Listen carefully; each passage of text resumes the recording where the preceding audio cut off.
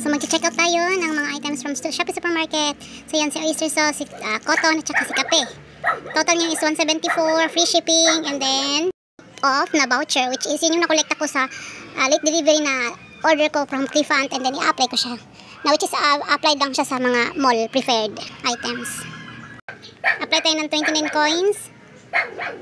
So, naging 95 pesos na lang. Tapos yung item natin, babayaran 95 pesos only. Laking savings niyan, 79. So ito na, magbubukas na ako ng parcel kasi dumating today.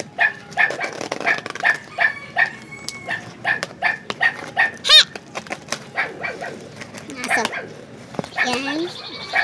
Merong airbag. Bongga talaga ito sa Shopee Supermarket. 4 na piraso. Libre yun para hindi maano. Oyster sauce, 7 pesos, naging 6 pesos na lang.